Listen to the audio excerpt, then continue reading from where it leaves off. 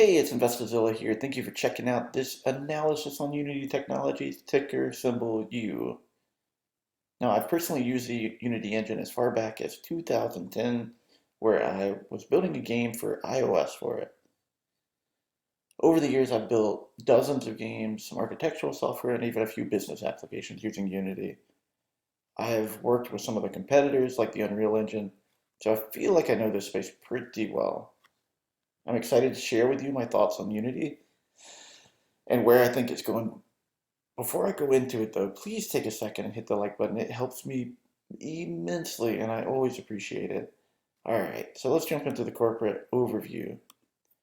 Unity is the world's leading platform creating and operating interactive real-time 3D content. Creators ranging from game developers, architects, and automotive designers, filmmakers, and more use Unity to make their creations come to life. Unity's platform provides a comprehensive set of software solutions to create, run, and monetize interactive, real-time 2D and 3D content for mobile phones, tablets, PC consoles, and augmented and virtual reality devices. Now, that is a lot, but what I can tell you from personal experience is that what Unity does is it really makes development accessible for everyone. Now, if I could go back in time and I had a tool like this when I was a teenager, I feel like I never would have gone outside. It's so good to use as a game developer, especially if you come from an earlier age where you don't have tooling like Unity. And sure, I can nitpick things about Unity. There are a handful of things that I think I could improve, or I think I could recommend to be improved. But trust me, I've used quite a few different game engines, and Unity is by far my favorite. Now, there are quite a bit of product offerings for Unity. Now, I personally just pay for Unity Plus, but there's so many different ways for Unity to gain revenue. I can't even imagine what it would cost if you needed source access to Unity, which is like the code that runs Unity. I'd almost be willing to bet it's not available to even the largest game studios without an immensely high fee. Now, if you're building a big AAA game and you have the budget for it, I'm sure those are the studios that work out the deals where they get source code access. Now, I also would recommend, if you've got time, go through some of these case studies. In fact, I'd really recommend, highly recommend, the one that they did on Fall Guys, a game that I've personally played. It's always good to understand how Unity was utilized to build like pretty unique games. A reason for this is that if we go back 15 years ago, game engines that I used were usually good at certain types of games. Unity has really found a way to be an engine that is used on literally every genre, which is just awesome. Now check this out. It's not only small games, but we've got games like Hearthstone, which is made by Blizzard. And I've been crazy about Hearthstone since closed beta.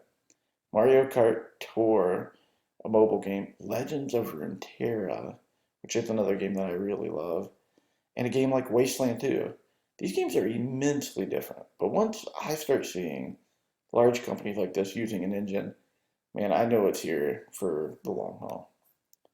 Let's just go over pricing real fast. This is just a subset of the offerings. Unity Pro comes in at $1,800 a year per seat, Unity Enterprise $200 a month per seat, and Unity Plus $399 a year per seat. These prices have pretty much consistently risen over time. I remember at one point I was paying about, maybe $75 a month for Unity Pro when I owned my consulting business. I think I had about 5 licenses or so, and it's basically doubled. You look at, the Unity Pro at $1,800 a year per seat. That would be about $150 a month. So, I mean, in about 6 years, 'cause I'm pretty sure that was about 6 years ago when I was paying for that, it has doubled in price. So recently, though, I've personally just been using the Unity Plus version for myself and any projects I do or freelance work. Now, I have 2 pages of leadership team, and I'd recommend you checking out all of them as always. I'm going to focus in on John Riccatello, and on this page, I'm actually going to cover Brett Bibby, the Senior Vice President of Product. In my experience, I really focus in on the CEO, the CTO, sometimes the product leadership, like the Chief Product Officer, or in this case, the Senior VP of Product. So what's interesting is they didn't have like a written description of these folks on the investor website. So I just pulled right into LinkedIn. So John has been at Unity for about 7 years and 6 months, where he started as a board member and investor back in November 2013. He moved into the CEO position in 2014. So you can pretty much trust that he knows Unity inside and out. He's been CEO for quite a while.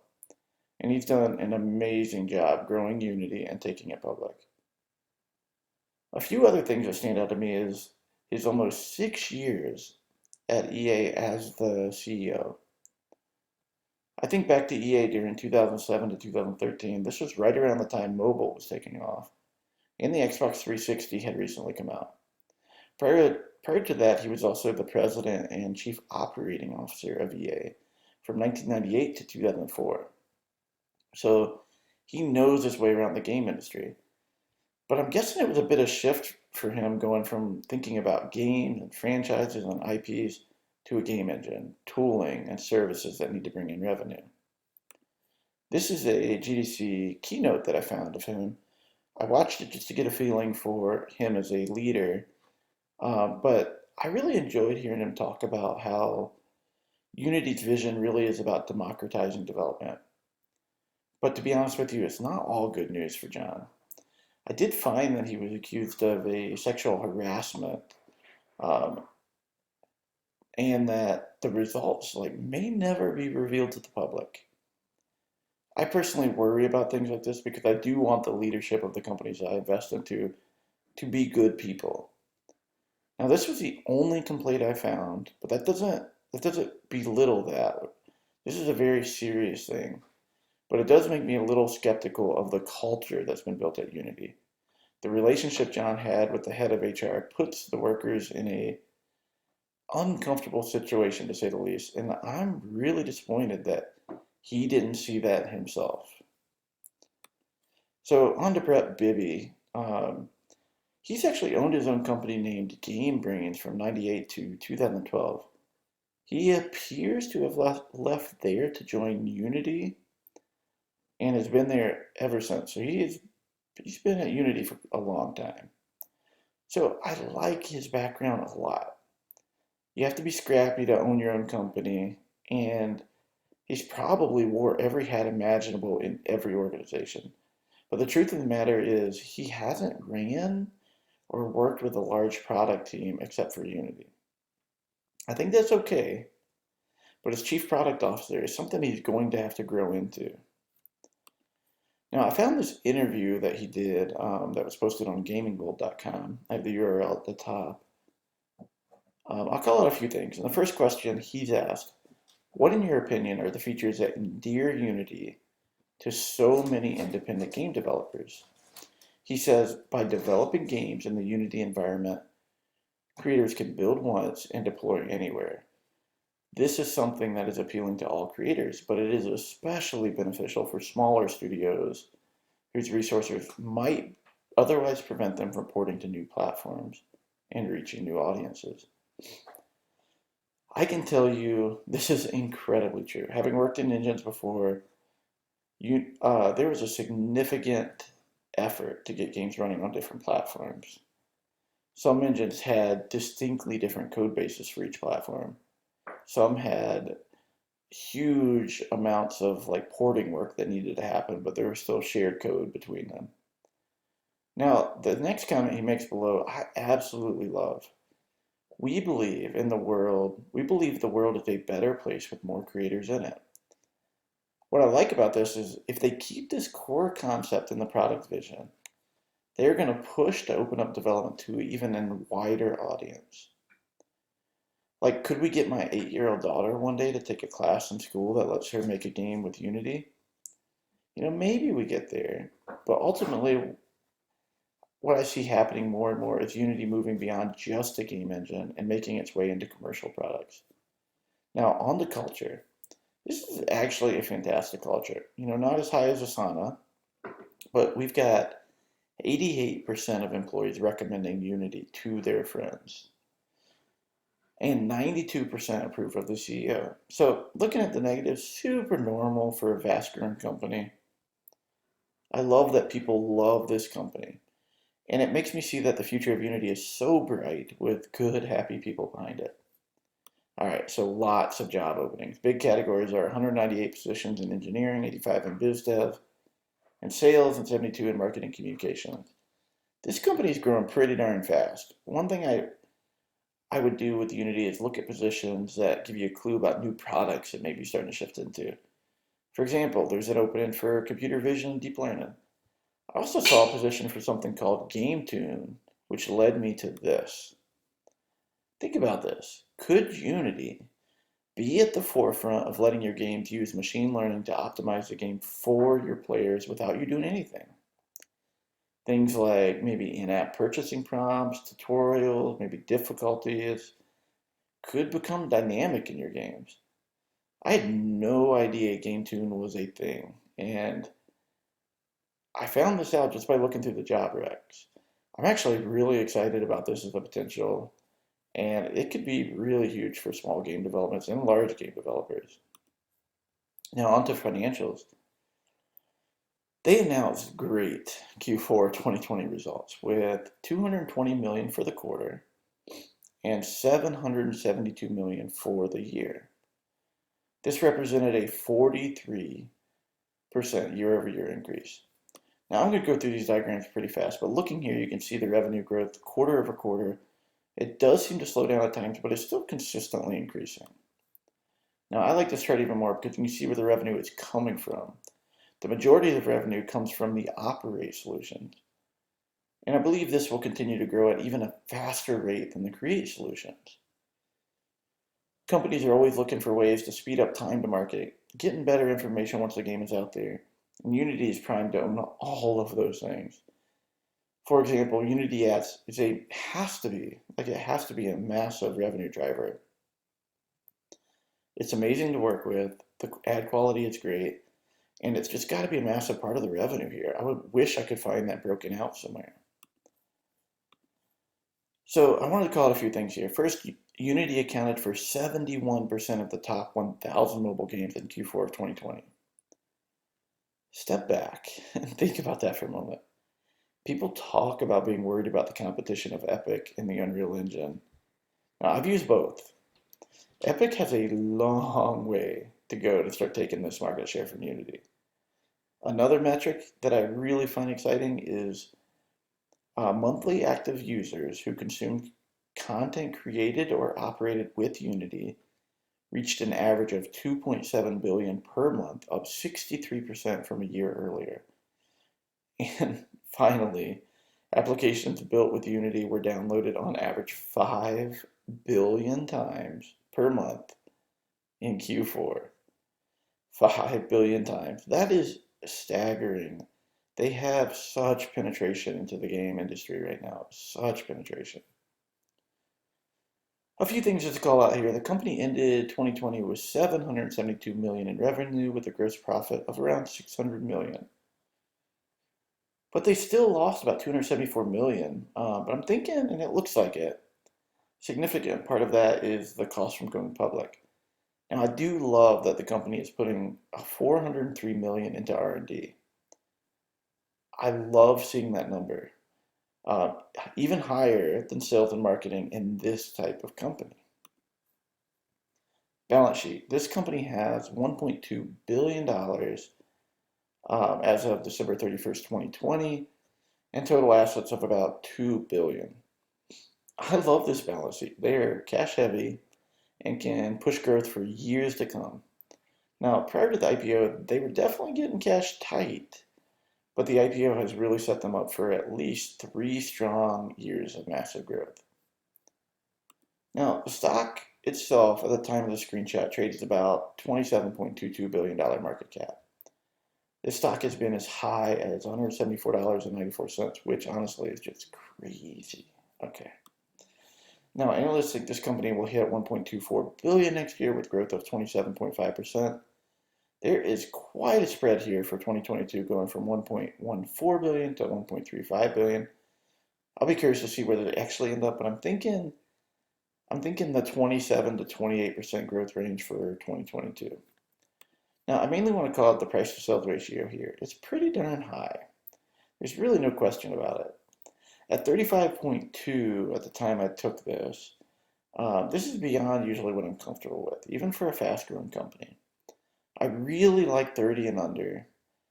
And just doing some math here, if I set my earnings multiplier to 31, that's about where I feel like comfortable. Also run some gross margins and possible EPS targets over the next 5 years. Now, I drive these numbers with a lot of different factors, but hopefully it shows a few things. First, I'm really comfortable with the price between $90 and 113. The reason for this is I feel good paying about a 31 multiple, and by the end of 2021, if they hit the revenue target of 965 million, $113 would be a fair price. Running this out to 2025, you can see with slowing growth, this company could hit or should hit $2 billion in revenue and have a fair stock value of about $259. Now, with slowing growth, I would consider potentially lowering my multiple on revenue or income here on revenue. But in this case, I think 20% growth at this scale is still pretty dang massive. So I don't really see this as slowing, even though the percentage is dropping. They're still growing like crazy. The next thing to talk about here is EPS. I don't think this company is going to be profitable until maybe 2024. And even then, it'll barely be. Now, if they make 10 cents per share in 2024, it would have a PE ratio of about 2160 or 2160. The following year, with an EPS of maybe 35 cents, it would have maybe a PE ratio of 74 or 740 rather. So this company really is a long-term play for me. I think with the right moves, this company could easily be a 5x stock for me in 10 years. I'm looking at, maybe a 3x in 5 years with my safe estimates. My bull estimates have the stock doing like a 5x in 5 years based on fair valuations. So, always a couple questions. Can this company actually be profitable by 2024? And another thing, like, should they even try to be profitable? I think they should aim for it, but I wouldn't slow down growth. They need to push growth. I would also be floored if they somehow did it even in a quarter before 2024. Finally, Unity is poised to introduce new products that can disrupt the industry. Look at GameTune, for example. If this works and they charge for it, could that be a huge revenue driver? There's so many different potential avenues for growth. The management team just needs to execute and not lose sight of their mission. Now, what do I think of this stock? Well, I like it a lot. And I mean, first off, I love the software. I've built apps with it. I've been buying shares under $100 as soon as I have money to do so. I would personally make this my second largest position behind Asana if it stays under $100 over the next 3 months. In my Robinhood account today, I have 55 shares. I know it's not much, but that account itself is only around 30,000 in it. So it's a large position in that account. My Webull account has about 10% of it in Unity. My Fidelity account doesn't have any yet, and my M1 Finance has about 8% in it.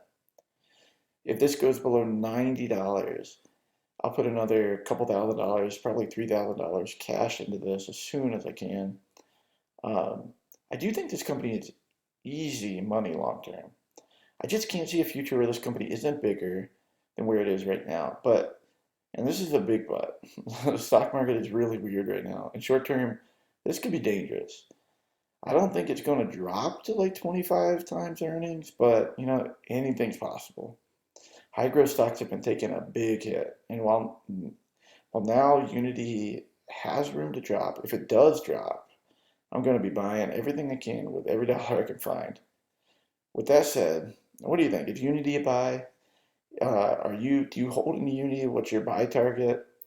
Um, I'm very curious to see like what you guys think of this stock. Anyway, thanks again for watching, and as always, invest safely.